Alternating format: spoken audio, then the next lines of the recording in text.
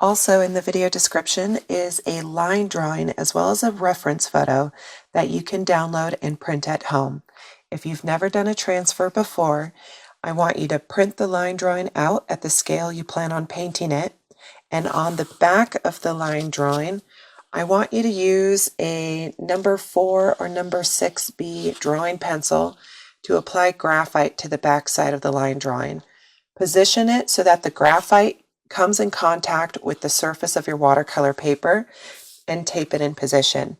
Use a ballpoint pen to then carefully trace any lines that you feel like are essential to kind of help give clarity to you during the painting process.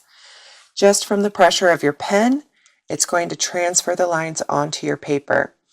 If the lines are too soft, you need to press harder. If the lines are too black, you need to press lighter. You're going for just a medium gray. Once you've transferred all of your lines, you can then remove your line drawing so we can begin.